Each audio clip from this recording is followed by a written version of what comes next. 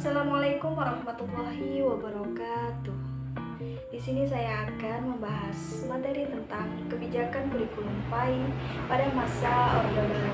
Baik, langsung saja pembahasan pemerintahan Orde Baru pada masa Presiden Soeharto. Masalah pendidikan nasional telah memperoleh cukup banyak perhatian dari elit politik yang ada. Meskipun kebijakan pemerintah Orde Baru terhadap pendidikan dengan menerapkan kewajiban kepada semua warga belajar untuk mengikuti penataran, pedoman penghayatan dan pengalaman Pancasila sebagai paham dan doktrin yang mesti dipraktikkan oleh anak-anak hingga perguruan tinggi, dan paham dan doktrin yang mesti dipraktikkan oleh anak-anak. Pada masa Orde Baru, pemerintah melakukan pembinaan terhadap pesantren melalui proyek pembangunan 5 tahun atau PELITA. Tahun 1975, muncul gagasan untuk mengembangkan pondok pesantren dengan model baru. Lahirlah pondok.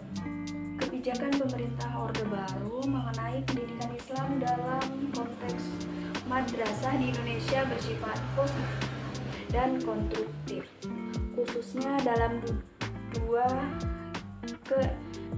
dekade tahun 1980-an sampai dengan 1990-an. Lembaga pendidikan dikembangkan dalam rangka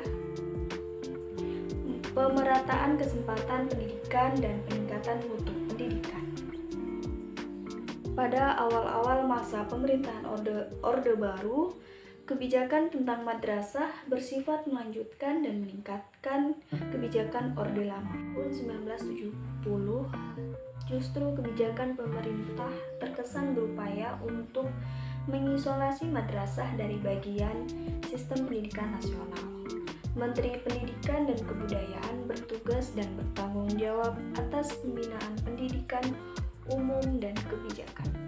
Ketua Lembaga Administrasi Negara bertugas dan bertanggung jawab atas pembinaan pendidikan dan latihan khusus untuk pegawai negeri.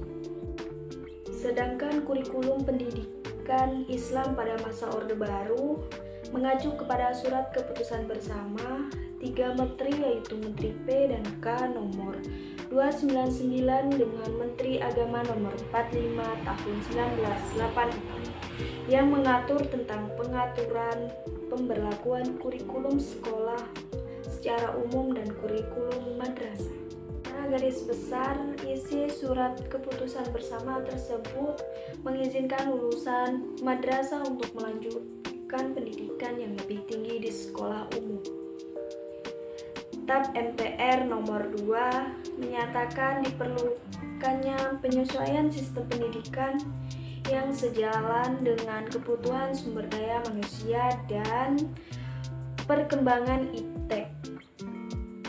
Untuk itulah perubahan kurikulum sangat diperlukan sebagai upaya untuk memperbaiki penyelenggaraan pendidikan baik di sekolah umum maupun sekolah madrasah. Beberapa kebijakan pendidikan Islam pada masa Orde Baru membawa perubahan terhadap pendidikan Islam. Lahirnya surat keputusan bersama atau SKB 3 menteri yang menyatakan bahwa alumni madrasah bisa melanjutkan pendidikannya ke sekolah umum, sehingga kurikulum madrasah pun harus seimbang dengan kurikulum sekolah umum. Pada masa Orde Baru inilah pendidikan agama menjadi pelajaran wajib mulai dari sekolah dasar sampai universitas. Cuci tangan sampai bersih. Cukup sekian dan terima kasih. Wassalamualaikum warahmatullahi wabarakatuh.